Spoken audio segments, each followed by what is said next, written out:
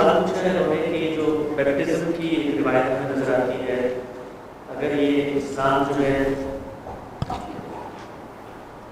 آپ فرماتے ہیں کہ انبیاء کی ہی روایت ہے جو پیچھے چلی آئی، تو اسلام میں اس طرح کی کوئی چیز کیوں آگے منتقل نہیں ہوئی؟ کیونکہ مسیحیت کے اندر تو ہمیں بڑی محکم روایت نظر آتی ہے مجسمہ دینے کی، یہ اسلام میں کیوں نہیں ہے؟ یہ علامتی چیزیں ہیں، اور علامتی چیزیں تبدیل ہوتی رہتی ہیں۔ ان کے ہاں جب کسی کو پیغمبر بنایا جاتا تھا یا حکمران بنایا جاتا تھا یا کوئی خاص ذمہ داری کاہن کی حیثیت سے دی جاتی تھی تو تیل سے مسا کرتے تھے۔ ہمارے ہاں وہ نہیں۔ حضرت مسیح اسی وجہ سے المسیح کہلاتے ہیں کہ وہ اللہ تعالیٰ کی طرف سے اس منصب پر فائز کیے گئے، تو گویا اللہ کے مسیح ہو کے آئے، تو ان کو المسیح کہا جاتا ہے۔ یہود کے ہاں بہت سے اور لوگ بھی مسیح تھے، اس کی وجہ یہی تھی کہ ایک پرانی روایت تھی۔ اس طرح کی روایات حالات کے لحاظ سے تبدیل کر دی جاتی ہیں۔ فرماتے ہیں کہ اکثر آپ بہت انکریج کرتے ہیں کہ جو آپ پر تنقیدات ہوتی ہیں، آپ کو سننے والے، آپ سے محبت رکھنے والے لوگ ان کو بھی پڑھیں، تو یہ تنقیدات کیسے وہ پڑھ سکتے ہیں، کہاں پر آتی ہیں؟ اور خود آپ پر تنقیدات ہوتی ہیں، پوچھتے ہیں کہ کیا خود بھی آپ کو پڑھتے ہیں اور پڑھنے کے نتیجے میں کوئی آپ کے فکر و نظر میں کوئی آپ کے مستقبل میں کبھی تبدیلی واقع ہوئی؟ سوال کے پہلے حصے کے بارے میں یہ عرض ہے کہ اس وقت سوشل میڈیا ہی پر سب سے پہلے اس طرح کی چیزیں آتی ہیں۔ اگر آپ ربط ضبط رکھتے ہیں دنیا سے تو وہ خود ہی پہنچ جائیں گی۔ لیکن میں حسن صاحب کو بھی اور لاہور میں بھی ہمارے ادارے کے لوگوں کو یہ کہتا رہتا ہوں کہ جب بھی کبھی کوئی تنقید آئے تو کم سے کم ہمارے حلقے کے اہل علم کو ضرور بھیج دیا کریں۔ سارے لوگوں کو تو یہ ذوق نہیں ہوتا کہ وہ اس طرح کی تنقیحات کا مطالعہ کریں یا ان میں اتریں، لیکن جن کو اس کا ذوق ہے ان کو زندہ اور بیدار رہنا چاہیے۔ اگر کوئی تنقید ہے تو ضرور پڑھنی چاہیے۔ ہم میں سے کوئی پیغمبر نہیں ہے، ہم سب اپنے علم کی حد تک کوشش کرتے ہیں کہ صحیح نتیجے تک پہنچیں۔ اس پر کوئی شخص غلطی واضح کرتا ہے، کوئی تنقید کرتا ہے یا اپنے کسی زاویے سے اس پر نقد کرتا ہے تو وہ بڑی خدمت انجام دیتا ہے، اس کا شکریہ ادا کرنا چاہیے۔ وہ اگر برے طریقے سے بھی تنقید کر رہا ہے تو طریقے کو الگ رکھ دینا چاہیے اور تنقید پر ایک نظر ضرور ڈالنی چاہیے۔ تو جن لوگوں کو شوق ہے، وہ پڑھنا چاہتے ہیں، وہ چیزوں کو سمجھنا چاہتے ہیں، جیسے میں نے کل بھی عرض کیا تھا کہ وہ چیزیں زیر بحث لائیے جن میں آپ کو کوئی الجھن پیدا ہو گئی ہے، خود الجھن ہے، کسی تنقید نگار نے پیدا کر دی ہے، کسی زاویے سے کوئی چیز سامنے آئی ہے اور اس میں ہمارے طرز فکر کے لیے گنجائش نہیں محسوس ہوتی، وہ چیزیں زیر بحث لانی چاہیے عام حالات میں بھی، کیونکہ باقی سوالات ان کے جوابات وہ تو روز ہو رہے ہیں اور وہ آپ کو یوٹیوب پر سینکڑوں کی تعداد میں مل بھی جائیں گے۔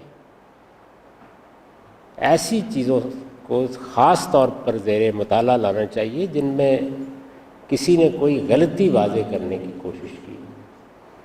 تو یہ آپ ہمارے اداروں سے بھی رابطہ کر سکتے ہیں، اس طرح کا کوئی گروپ بھی بنا سکتے ہیں۔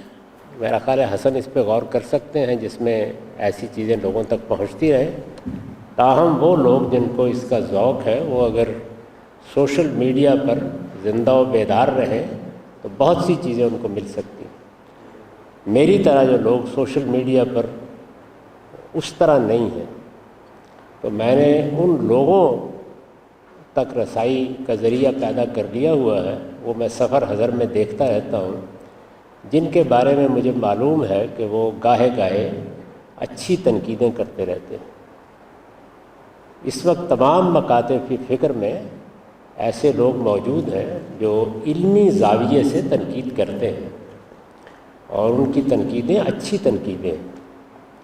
میں پھر عرض کر دوں کہ کسی کا انداز بیان کیا ہے یا وہ لب و لہجہ کیا اختیار کرتا ہے، وہ اللہ کی توفیق ہوتی ہے، جس کو جو ملی ہے کرے گا، لیکن استدلال میں کیا بات کہی جا رہی ہے، کس زاویے سے کسی چیز کو غلط یا صحیح قرار دیا جا رہا ہے، اس کا مطالعہ کرتے رہنا چاہیے۔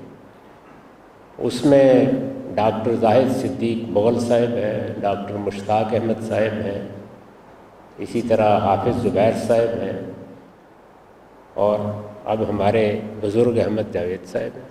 تو یہ سب لوگ تنقیدات کرتے رہتے ہیں۔ ان کی تنقیدیں اہل علم کی تنقیدیں ہیں، ان کو جن لوگوں کو ذوق ہے ضرور سننا بھی چاہیے، ضرور پڑھنا بھی چاہیے، اور اسی سے اچھے سوالات بھی پیدا ہوں گے۔ اور اگر کبھی اس طرح کا موقع ملے گا براہ راست بات کرنے کا تو اس میں بھی آپ زیادہ فائدہ اٹھا سکتے ہیں۔ مجھے تو خیال تھا کہ اس پچھلے 2-3 سال میں چونکہ بہت تنقیدیں ہوئی ہیں، تو میں اب آسٹریلیا جا رہا ہوں تو ایسے لوگ ہوں گے کہ جنہوں نے یہ سب پڑھا ہوگا، تو اچھے سوالات سامنے آئیں گے۔ لیکن معلوم ہوتا ہے کہ آپ لوگوں میں بھی تعصب پیدا ہو گیا، پڑھتے پڑھتے نہیں ہیں تنقیدیں۔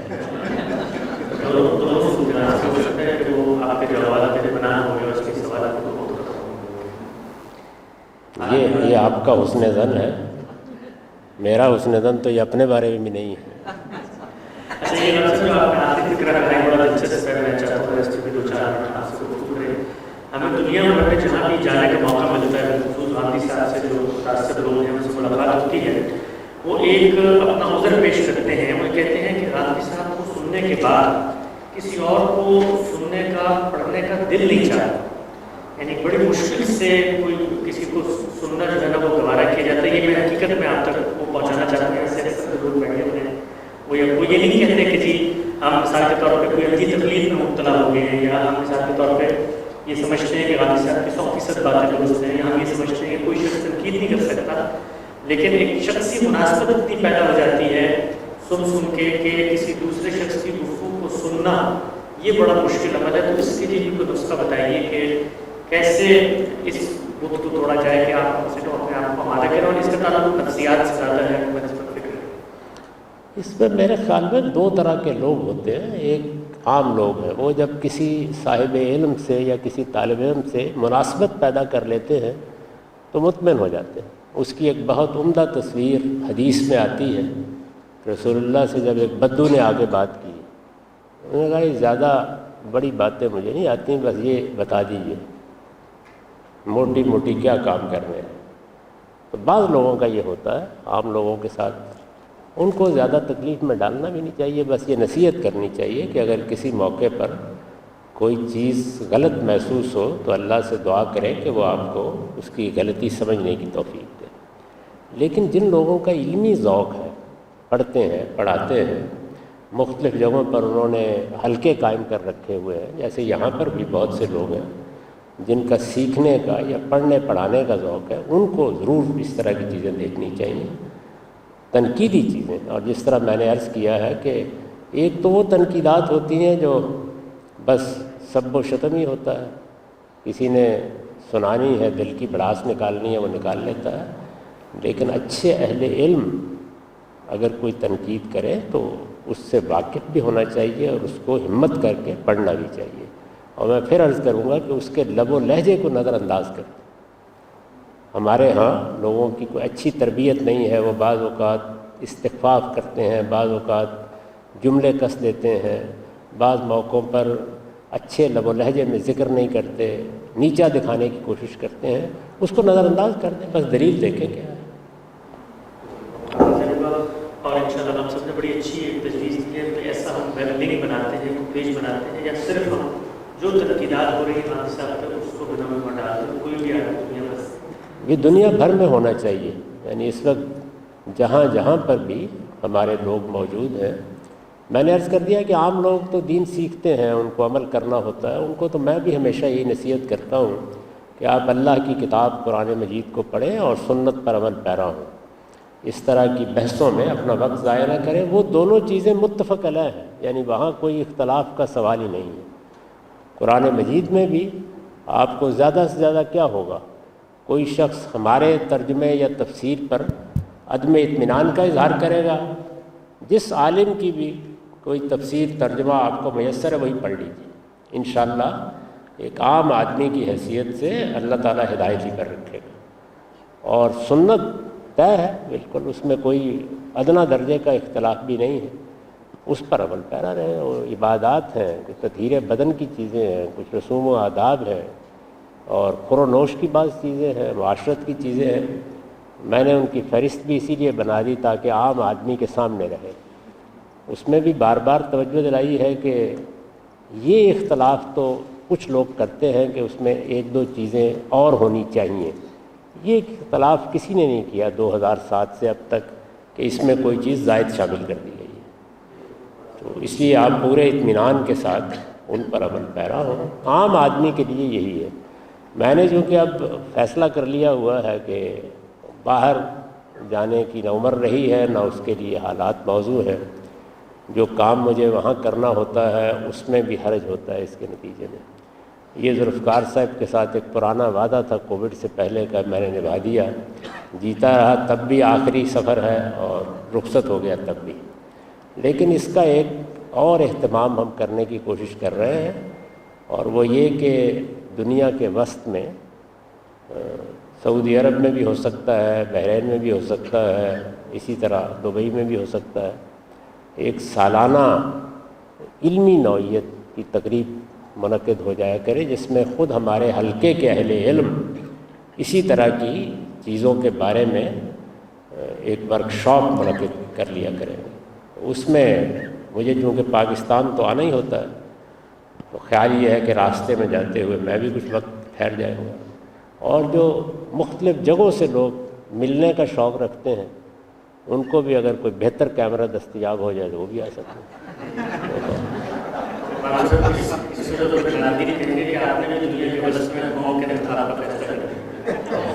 نہیں، اسی علاقے کا کیا ہے بھائی. میں نے کسی دوسرے علاقے کا انتخاب نہیں کیا. اس دفعہ آتے ہوئے میں نے ان لوگوں سے بات کی ہے تو وہ اس کا اہتمام کرنے کے لیے تیار ہیں. تو ہو سکتا ہے کہ اگلے سال سے ہم یہ روایت ڈال دیں. اللہ تعالیٰ سے دعا کریں. باقی سفر اب ختم ہو گئے. ٹھیک ہے، آگے بڑھاتے ہیں. اچھا، ایک اور سوال ہم سے بڑی دلچسپی ہوتی ہے لوگوں کی. عام طور پر لوگ یہ سمجھتے ہیں کہ یہ جو لوگ تنقید کر رہے ہیں علماء میں سے ہیں، مذہبی لوگ ہیں، یہ کوئی رائٹ ہے، کشمکش ہے، کوئی ایک ہی نوعیت کا کام بہت سارے لوگ کر رہے ہیں تو حسد پیدا ہو گیا ہے، رام صاحب کو وہ برداشت نہیں کرتے یا پسند نہیں کرتے، سننا نہیں چاہتے.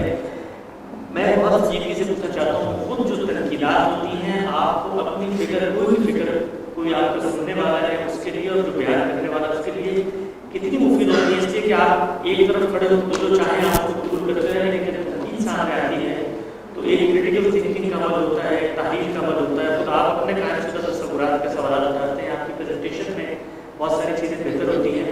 خود آپ کا جو بہت لمبا علمی فکری سفر ہے 50 سال کا، اس میں تنقیدات نے اس وقت ہم جو دیکھتے ہیں آپ کی پریسیجن ہے چیزوں میں کتنا فائدہ پہنچایا ہے؟ بہت فائدہ پہنچا. میں سب کو یہی نصیحت کرتا ہوں کہ تنقید کا کبھی برا نہیں ماننا چاہیے، اور کبھی کسی کے بارے میں یہ خیال بھی نہیں کرنا چاہیے کہ وہ کسی بری نیت سے تنقید کر رہا ہے. اس کی نیت کیا ہے وہ اللہ تعالیٰ کے سامنے حاضر ہو جائے گا، ہم بھی حاضر ہو جائیں گے.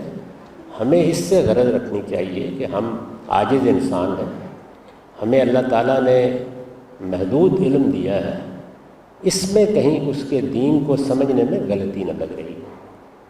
تنقید کرنے والا ہر شخص ہمارا محسن ہے. اس لیے میں خود بھی ہر تنقید کو ضرور دیکھتا ہوں. ایک میں نے اس کے بارے میں رویہ قائم کر لیا ہے 1987-88 کے بعد یا غالباً 90 کے بعد، کہ میں اب براہ راست کسی تنقید پر کوئی گفتگو نہیں کرتا. کوئی چیز سامنے آتی ہے، اگر وہ ایسی کوئی چیز ہو جس میں میری غلطی واضح ہو جائے تو میں نے طے کر رکھا ہے کہ شکریہ کا خط لکھوں گا، اور یہ چاہوں گا کہ سب لوگ اس طرح کے ناقد کا شکریہ ادا کریں. اس نے ہمیں ایک غلطی سے نکالا، اللہ کا احسان ہوا کہ اس نے اسی دنیا میں کسی کے ذریعے سے ہماری غلطی ہم پر واضح کر دی.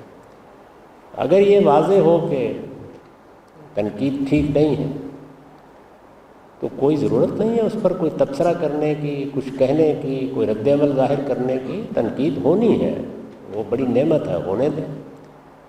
کبھی اگر یہ محسوس ہو کہ تنقید کرنے والے نے کوئی غلط فہمی پیدا کر دی ہے تو میں بس اس کی وضاحت کر دیتا ہوں، بغیر نام لیے، بغیر جواب کا تاثر پیدا کیے. وہ وضاحت میں نے بہت سی چیزوں کی اس دوران میں بھی کی، قلم سے کی ہے، وہ مضامین آپ میری کتاب مقامات میں دیکھ سکتے ہیں، زبان سے کی ہے، اس میں بہت سے مباحث پچھلے 8-10 سال میں ہیں جن میں حسن صاحب نے جب دیکھا کہ کوئی خاص زاویہ نظر سے تنقید ہو رہی ہے اور اس میں وضاحت کی ضرورت ہے تو وہ سوالات انہوں نے سامنے رکھ دیے ہیں، میں نے اس کی تنقید کر کے بتا دیا ہے کہ اس میں میرا نقطہ نظر کیا ہے، کیونکہ ایسا بارہا ہوتا ہے کہ آپ نے 2 لفظوں میں ایک بات بیان کی ہے اور اس کا پورا استدلال لوگوں کے سامنے نہیں آ سکا، اگر کسی نے اس کی نشاندہی کی ہے تو بیان کر دینا چاہیے۔ اسی ذیل کا ایک کام پھر انہی کے ایما سے میں نے یہ کیا ہے کہ یہ اعتراضات سیریز میں تمام بڑے بڑے معاملات کو موضوع بنا لیا ہے اور ان کا پورا استدلال ہر لحاظ سے سامنے رکھ دیا ہے۔ 17 موضوعات پایہ تکمیل کو پہنچ گئے ہیں، 6 باقی ہیں، اللہ تعالیٰ نے ہمت دی تو وہ بھی ہو جائے گا انشاءاللہ۔ ابھی درمیان میں روک کر خیال یہ ہے کہ اسلام اور الحاد کے موضوع پر ایک چھوٹی سی سیریز پایہ تکمیل تک پہنچا دی جائے، تو میں آپ سب لوگوں کو بھی یہی دعوت دوں گا، ایسا ہی کرنا چاہیے۔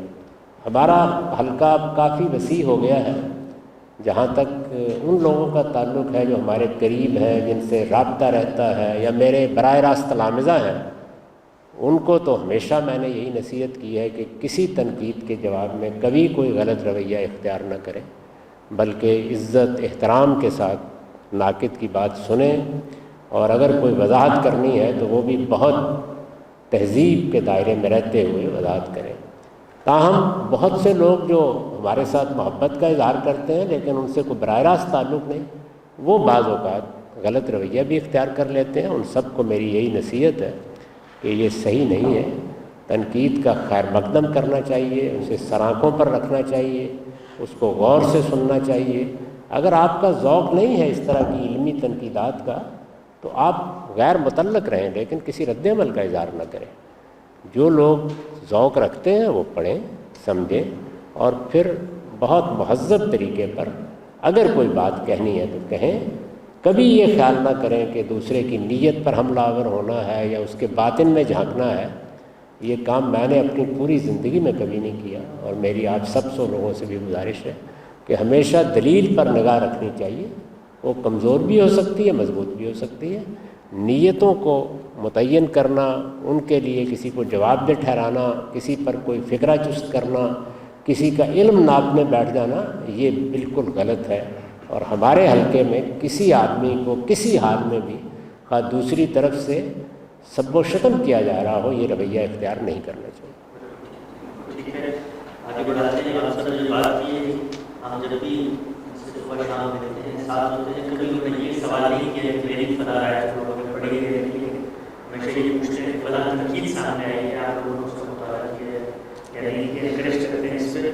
یہ سوال ہے مثلا کہ حضرت موسیٰ علیہ السلام سے جب قتل خطا ہوا، جس کی سزا وہ جانتے تھے کہ موت ہے، تو اخلاقیات اور ایمانیات کا تقاضا تو یہی ہے تو ہم دنیا بھر کو بتاتے ہیں کہ آپ جائیں اور جاؤبندی اور آورتی اور بہادر اور فتوت سے سسٹم کا سامنا کریں، اگر غلط ہے تو اللہ آپ کو دے گا اس کو بدلا۔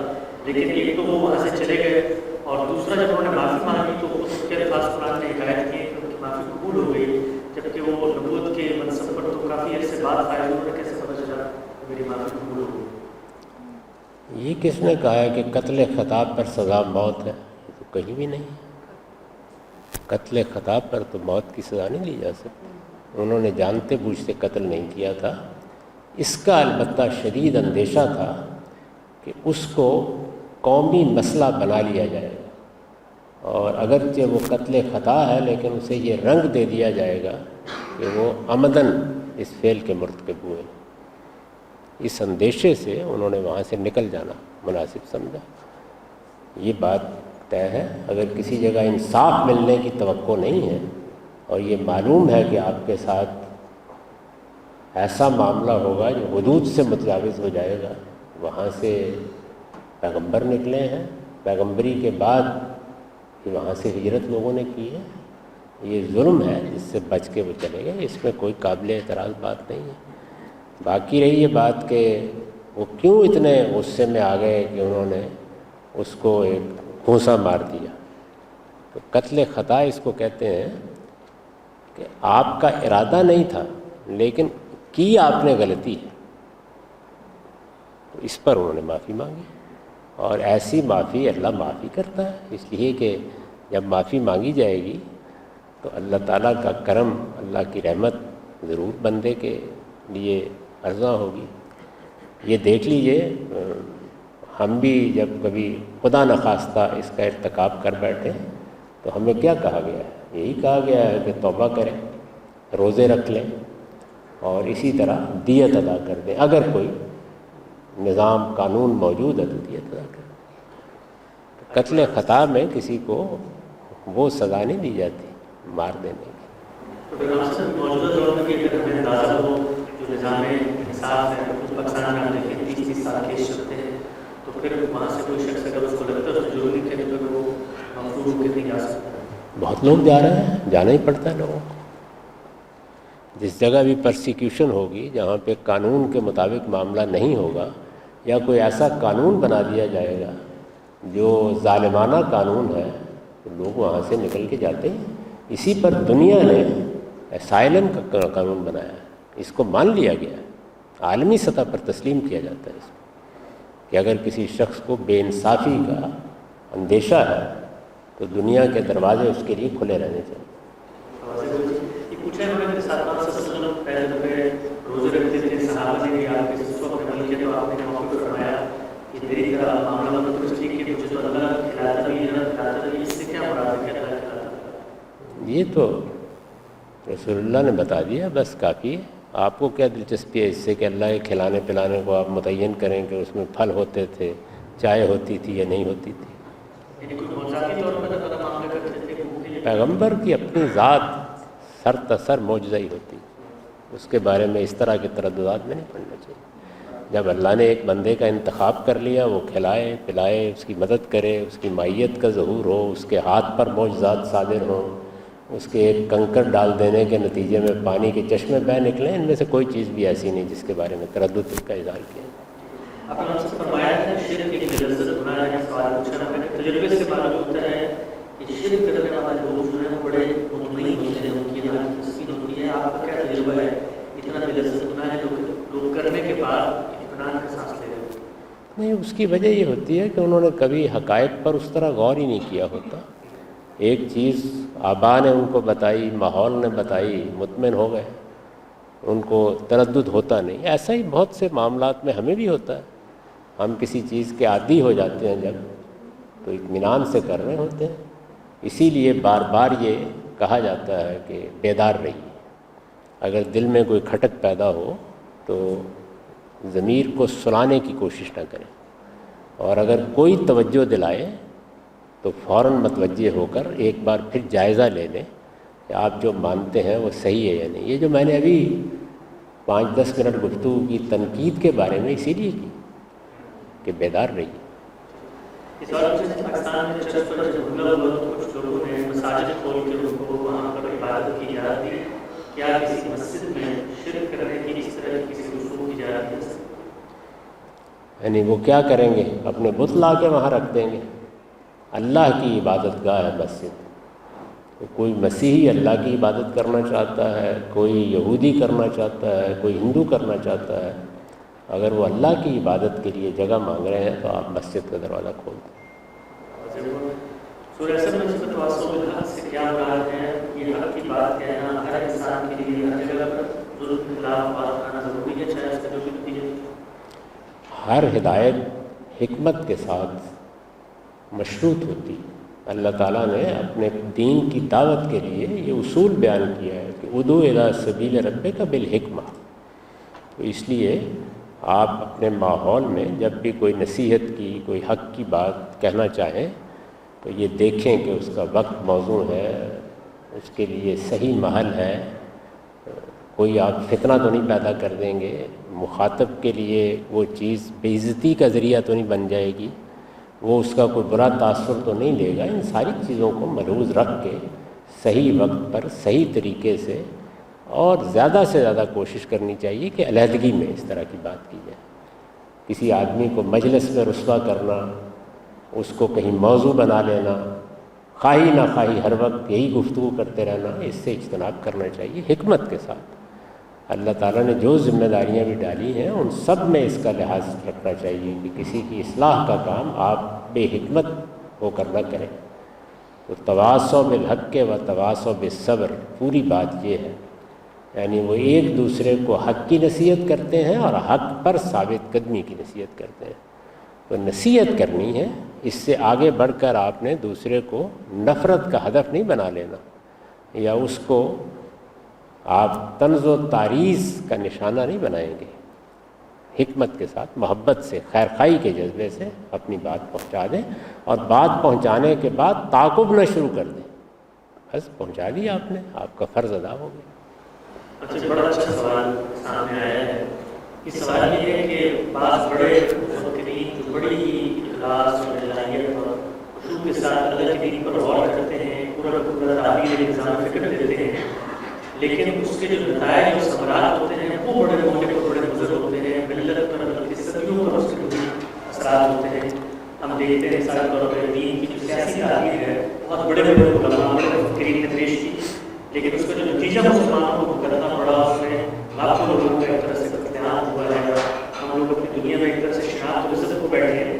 یہ سوال یہ ہے کہ اس طرح سے جو بڑے لوگ غلطیاں کر دیتے ہیں، علمی غلطیاں، ان لوگوں کے ساتھ ہمارا تعلق کیسے قائم رہ سکتا ہے، ان کی ہم کیسے عزت کریں؟ ہمیشہ فرماتے ہیں تمام اہل کی عزت کرنی چاہیے، اور اگر کسی علم کے نتیجے میں اتنی بڑی تقریر ہوئی ہو کہ پوری دنیا کے اندر مسلمان نتیجے کے اعتبار سے، سیاسی اعتبار سے، سماجی اعتبار سے، معاشی اعتبار سے رسوا ہو گئے ہوں، تو ان اہل علم کی عزت کس طرح سے کریں؟ عزت کیوں نہ کریں؟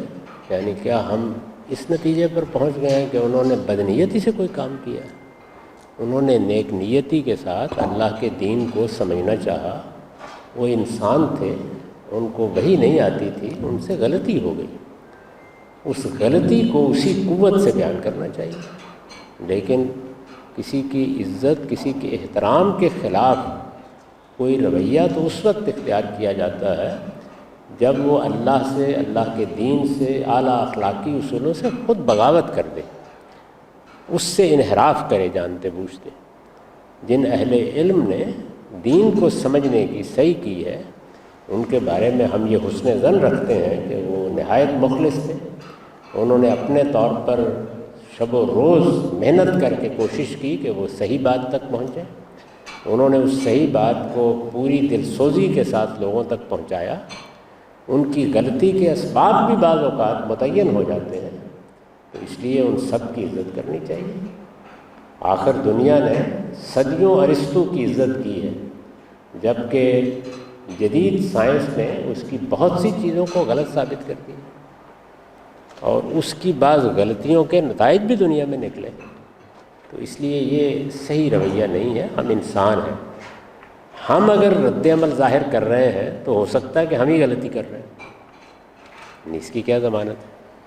اپنی طرف سے ہم نے سچائی کو تلاش کرنے کی صحیح کی ہے، اس سے زیادہ تو کچھ نہیں کیا۔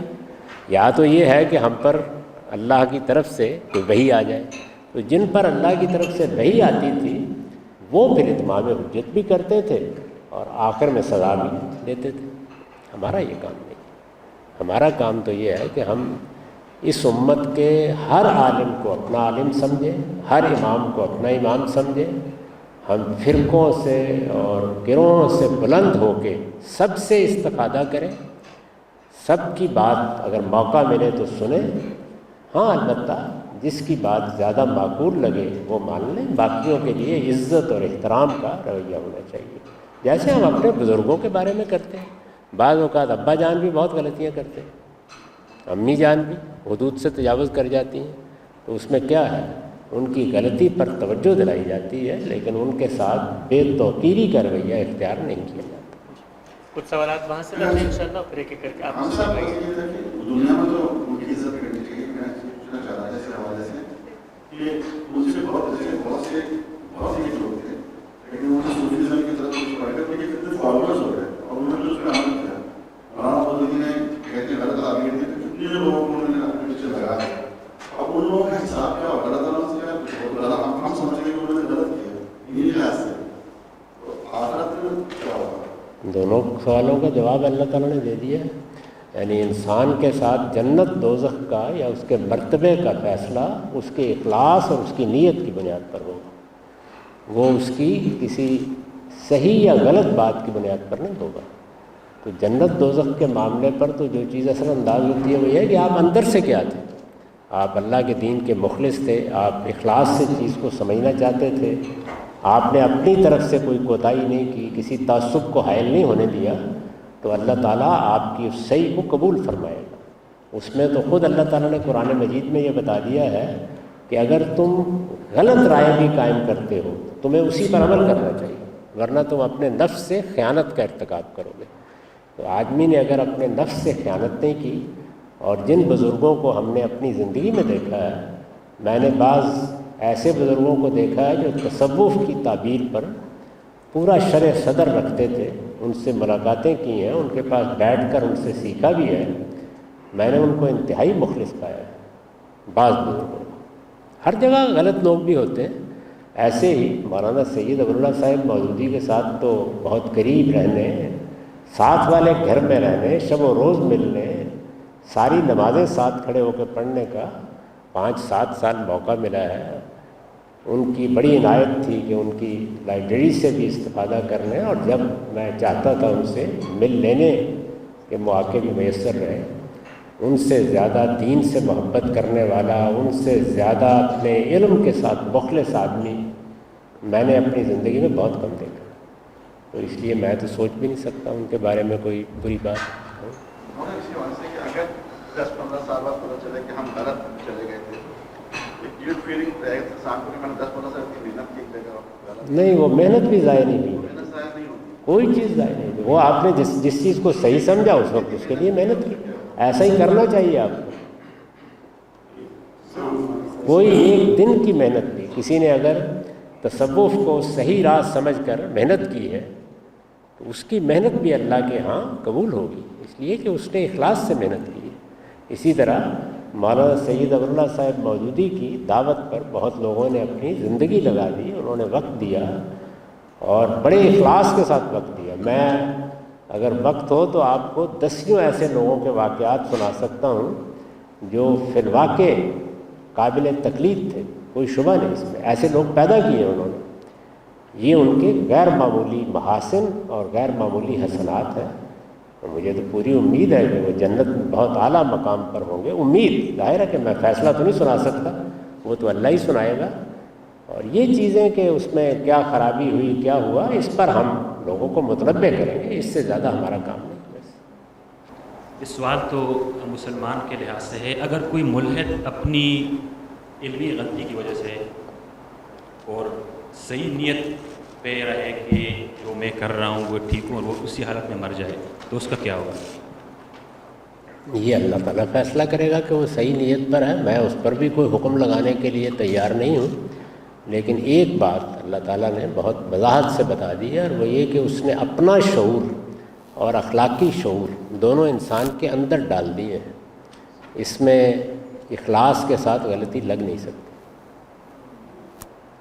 تو اگر وہ بالکل نیک نیت سے سمجھے کہ میں جو الہات کو فالو کر رہا ہوں یا میں سمجھتا ہوں کہ کوئی خدا نہیں ہے، یہ میں نے اللہ تعالیٰ نے جو بات قرآن میں بتائی ہے وہ بتا دی کہ اس میں نیک نیتی کے ساتھ اگر جد و جہد کی جائے تو ممکن نہیں ہے کہ ایسا ہو، یہ انسان کے اندر ہے۔ تاہم کسی کے پاس اگر کوئی عذر ہے تو وہ قیامت میں اپنے رب کے حضور پیش کر دے گا، اور اللہ سب کے آزار سنے گا اور اپنا فیصلہ سنائے گا، کوئی ظلم نہیں ہوگا کسی کے ساتھ۔ امام صاحب اسی سے متعلق سوال میں نے پوچھا کہ کوئی آدمی کسی دینی تعبیر کو صحیح سمجھتے ہوئے مسجد میں لوگوں پر حملہ کر دے اور ان کا قتل کر دے تو کیا اس کی بھی اللہ تعالیٰ نیت اخلاص دیکھ کے قیامت میں ادھر سنے؟ یہ نیت اخلاص بھی دیکھا جائے گا، اور اس نے جو کام کیا ہے اس کام کے محرکات بھی دیکھے جائیں گے، ان کو دیکھ کر ہی فیصلہ ہوگا۔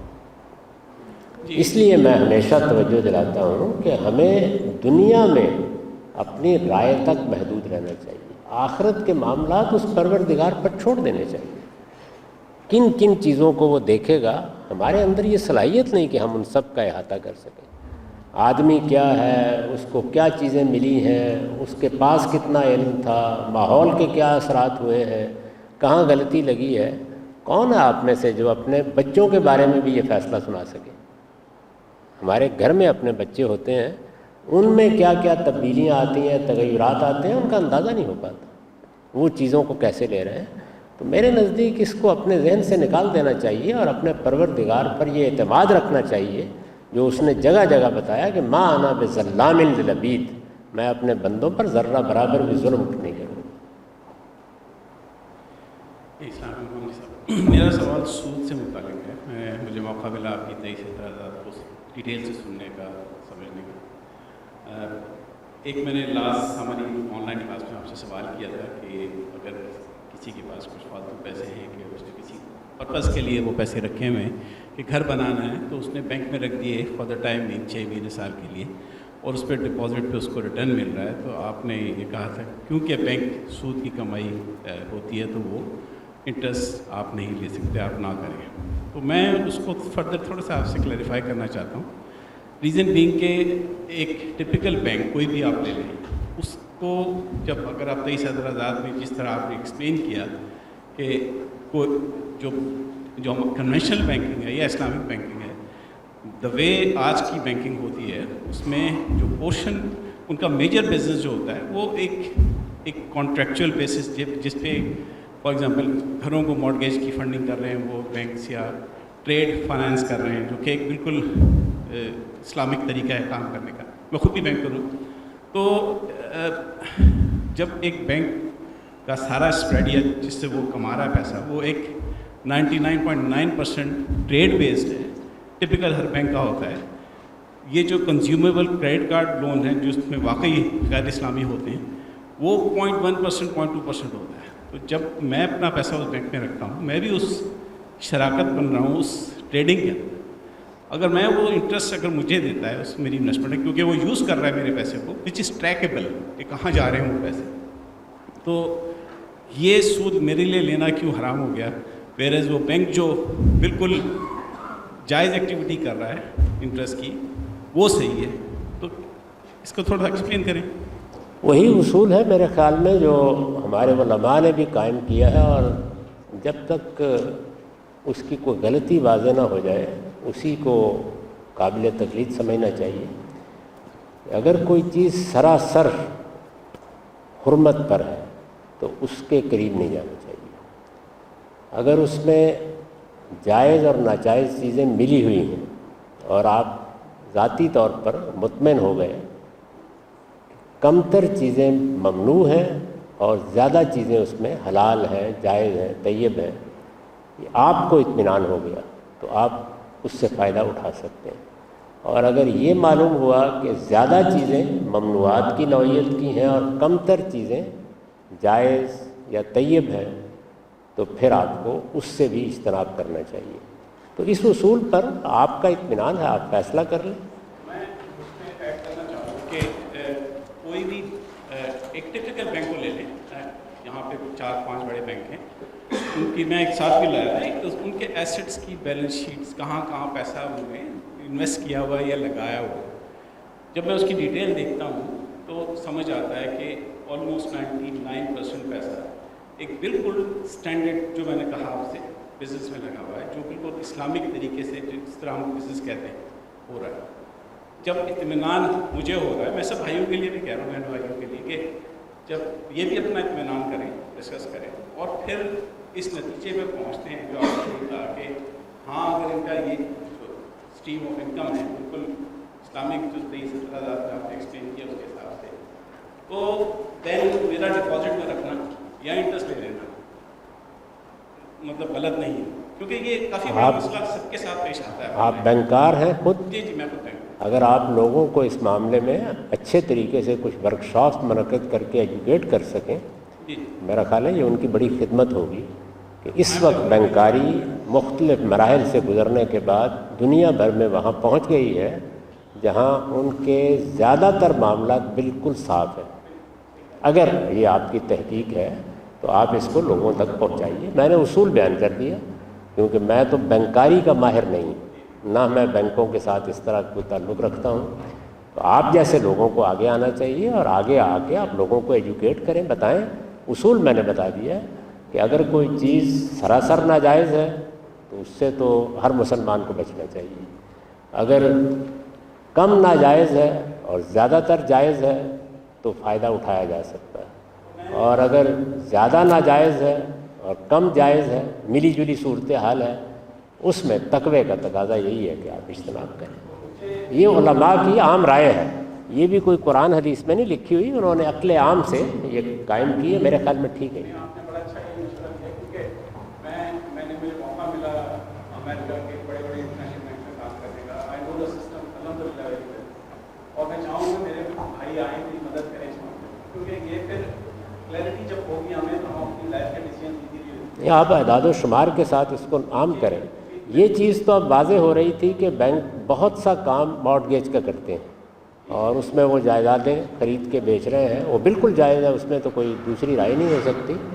لیکن جو بات آپ بتا رہے ہیں کہ اب اس طرح کے لونز جن میں فی الواقع کہا جا سکے کہ انٹرسٹ سے بڑے کم ہو گئے ہیں، آپ اس پہ ایجوکیٹ کریں لوگوں کو۔ میں چاہوں گا میری بھی مدد کریں۔ جی مختصر جی۔ میں نے امریکہ میں بینکاری کے بعض پہلوؤں کا مطالعہ کیا، اور ملیشیا میں جب میں تھا تو اس نتیجے پر میں بھی پہنچا تھا کہ بہت سے معاملات اب وہ نہیں جو آج سے 50 سال پہلے جب ہم بینکوں کو پڑھتے تھے تو اس وقت ہوتے تھے۔ تو یہ تبدیلیاں آئی ہیں بڑے پیمانے پر، آپ اس میں لوگوں کو ایجوکیٹ کریں۔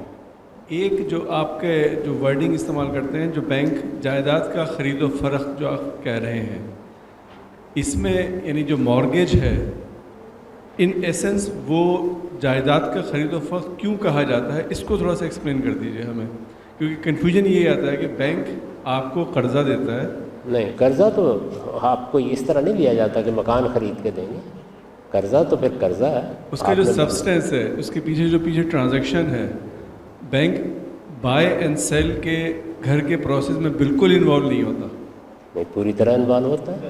آپ نے گھر کا انتخاب کرنا ہے، پیسے اس نے دینے ہیں، اور وہ نہیں، بلکہ پیسے لینے سے پہلے آپ وہ بائی کر لیتے ہیں، اس کے بعد آپ پیسے لیتے ہیں، اپروول لیتے ہیں، اس کے پاس جا کے آپ کہتے ہیں کہ ایک منٹ میں، ہاں، تو جب وہ آپ جا کے ان سے پیسے کہتے ہیں کہ ٹھیک ہے میں یہ خریدوں گا، پری اپروول لے کے چلے جاتے ہیں، بینک آپ کو پری اپروول دے دیتا ہے، پھر آپ جاتے ہیں کہ جو بھی گھر آپ کو خریدنا ہے آپ نے سلیکٹ کیا، لے لیا آپ نے، اچھا پھر بیچنے کے پروسیس میں بھی بیچ میں آپ سے کبھی بھی کوئی بات نہیں کرتا۔ اگر آپ نے پورا جو پری پیمنٹ آپ کر رہے ہیں، پہلے خریدنے کو بتا دی نا۔ جی جی، یعنی خریدنے میں بینک ادائیگی کس کو کرتا ہے؟ بینک ادائیگی مالک کو کرتا ہے، جس سے خریدتے ہیں اسی کو کرتا ہے۔ جی آپ کے ہاتھ میں ایک پیسہ بھی نہیں دیتا۔ جی جی، آپ ہمارے پاس نہیں آتا۔ جی بالکل خرید و فروخت کا معاملہ ہے، سراسر کوئی قرض کا معاملہ نہیں۔ کیونکہ یہ ایک کنفیوژن فیکٹر آتا تھا اس میں کہ بھئی آپ جب سوچتے ہیں کہ بھئی یہ قرض، میں نے اس کی مثال دی ہے جی جی، کہ بھائی میرا بیٹا میرے پاس آیا ہے تو میں نے اس کو کہا کہ اچھا گھر خریدنا چاہتے ہو تو یہ لے لو، 1 کروڑ روپیہ ہے میرے پاس، لے لو جا کے گھر، جو گھر تمہیں پسند آتا ہے لے لو، مجھے ساتھ میں واپس کرتے رہنا اور کرایہ بھی دیتے رہنا، اس میں کیا چیز ناجائز؟ یہی کام بینک کرتا ہے۔ کسی جگہ پر بھی یہ قرض ہے ہی نہیں، قرض تو آپ کے ہاتھ میں پیسے پکڑائیں، آپ چاہیں جا کے گھر خریدیں، چاہیں جا کے بیگم صاحبہ کو یورپ کی سیر کرا دیں، قرض اس کو کہتے ہیں۔ میرے خیال میں جو قرض میں دوسرے کو کوئی چیز خریدنے کا پابند نہیں کیا جاتا۔ ایک پوائنٹ اور اس میں جو کلاسیفیکیشن ہم جو کر رہے ہیں نا، اس کو میرے خیال میں اس کو ہمیں بہتر پریزنٹیشن اس طرح سے کہ ہم یہ کہیں یہ تجارت ہے، نہ کہ ہم یہ کہیں کہ اس کو کہ یہ قرض کا سودا، یعنی ہم کہتے ہیں نا کہ یہ کرایہ ہے، وہ دے تو آپ انسٹالمنٹ دے رہے ہیں اس کی، وہ قرض کی پیمنٹ ہی ہے، لیکن اگر آپ کہیں گے کہ وہ جو منی کی ڈیلنگ اور تجارت جو وہ زائد لے رہا ہے جی، بینک آپ سے جتنے کا گھر آیا اس سے زیادہ لیتا ہے نا، وہ کیا چیز ہے؟ وہ ظاہر ہے کہ اس کے استعمال کا کرایہ ہی۔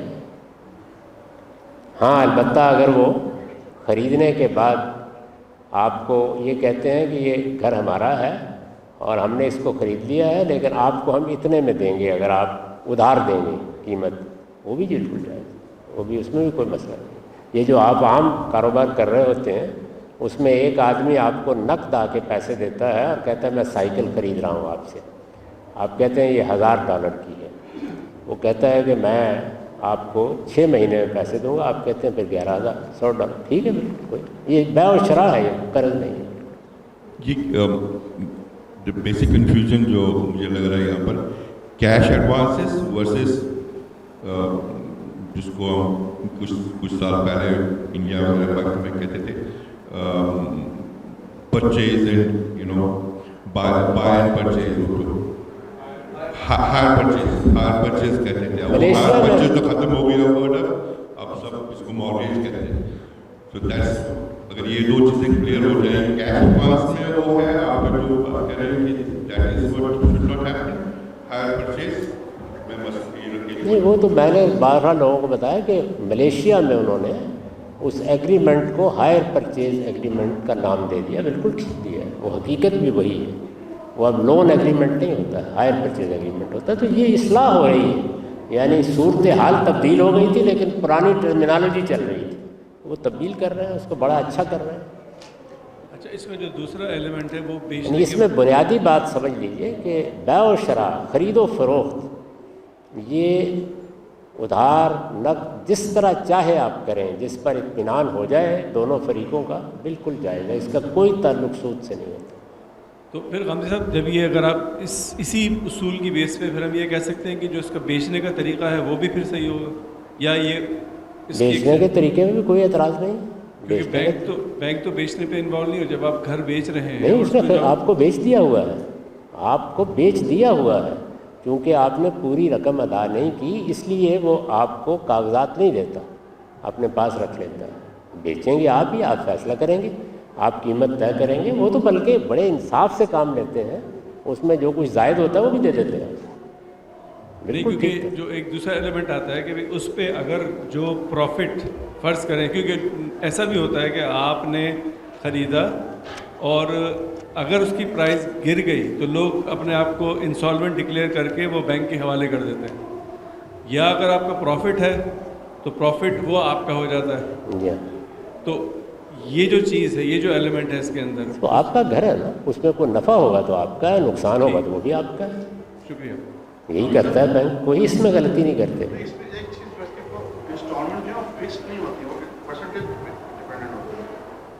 हाँ, उससे भी कोई फ़र्क नहीं पड़ता, वही चीज़ नहीं बिल्कुल। लेकिन जो बेसिक मॉडल है बैंक का, जो कैपिटलिज्म में बेसिक सिस्टम है कि बैंक के पास अगर 10 है तो उसके बेस को 100 है क्या, तो अल्टीमेटली उसमें इंटरेस्ट जो है community part of the system होता है। ये मतलब जो हमारा ट्रेडिशनल मॉडल में इंटरेस्ट है उसमें काफ़ी डिफरेंट नहीं, उसमें वो बता रहे हैं कि बैंकों के कारोबार मनी लेंडिंग के इंतहाई कम हो गए हैं, ये बता रहे हैं। अगर ये बात दुरुस्त है तो मैंने उनसे दरख्वास्त की है कि लोगों को, हमारा अभी तक ये तासुर नहीं है, लेकिन अगर कोई तब्दीली इस तरह की आ रही है तो फिर जो लोग उस मैदान में हैं उनको चाहिए कि लोगों को एजुकेट करें। वहाँ पर 10 मिनट बाकी हैं जी नमाज के लिए, एक तरतीब से भाई आप निशान करें, फिर 2-4 लोग और सवाल करेंगे, फिर हम खात्मा करेंगे जी। ये गांधी साहब, जोर से आपने एक चीज़ तो देखी, सिर्फ फ़ौज ताकत का इस्तेमाल नहीं करती। थोड़ा ज़ोर से बोल। मैं कह रहा था सिर्फ फ़ौज ताकत का इस्तेमाल इनकी नहीं बेगम करती। साहब यहाँ है, नहीं, वो मैं काफ़ी देर से खड़ा हूँ। उनके डर से इजाज़त दे देंगे, नहीं तो आवाज़ ही नहीं निकल रही। रफ़ीक भाई, रफ़ीक माइक ऊपर मैं कह रहा हूँ कि सिर्फ फ़ौज ताकत का इस्तेमाल नहीं करती। मैं ये अच्छा साहब, सवाल आपसे ये था कि सूरह निसा की एक आयत थी जिसमें जब इब्लीस का मुकालमा था तो वहाँ पर उसने कहा था कि मैं इंसान को बहकाऊँगा और वो फिर जानवरों के कान चीरेंगे।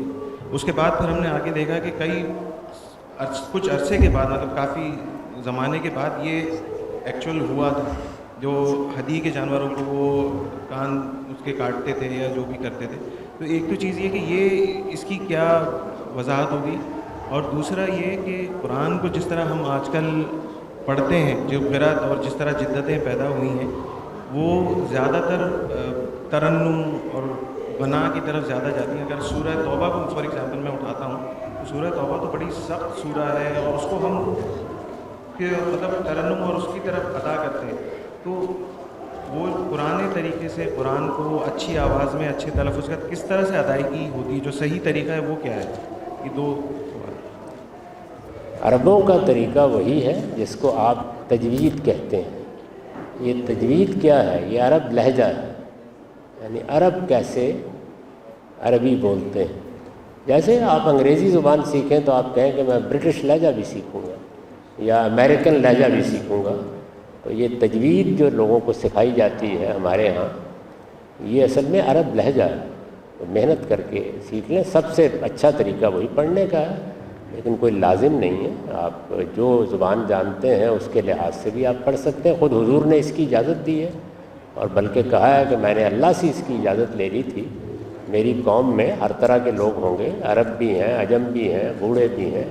وہ اپنے اپنے لہجے میں اپنے اپنے انداز سے قرآن پڑھیں گے، اس میں کوئی حرج کی بات نہیں. لیکن اگر عرب لہجے کو آپ ملحوظ رکھیں تو اس میں بڑی خوبی ہے. ظاہر ہے ہر زبان جب اس کے اپنے لہجے میں بولی جاتی ہے تو اس میں بڑا حسن پیدا ہو جاتا ہے.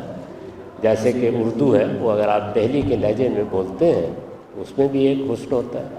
رہ گیا یہ کہ آپ ترنم کے ساتھ پڑھیں کسی چیز کو، تو یہ ترنم کو آپ خیال کر رہے ہیں کہ یہ عذاب کے خلاف ہے. آپ نے غالباً کبھی بریلوی علماء کی تقریریں نہیں سنی. دیہات میں اگر کچھ وقت بسر نہیں کرنے کا موقع ملا میری طرح تو آپ جا کے سنیں. آپ کو بڑا شرح صدر ہو جائے گا کہ اس میں گالی بھی گاتے ہوئے دی جا سکتی ہے. یہاں جی اس وقت مجھے اطلاع ملی ہے کہ شاید ہمارے پڑوس میں بھی کچھ بریلوی علماء آ گئے بس یہی بریلوی. تو ہم نماز کے لیے انشاءاللہ ٹائم ہمارے پاس باقی ہے. یہ مشرکانہ رسوم تھیں جو پیدا ہوئی. اس نے یہی کیا تھا کہ وہ اس طرح کی رسوم پیدا کریں گے اور پھر بتوں کے نام پر.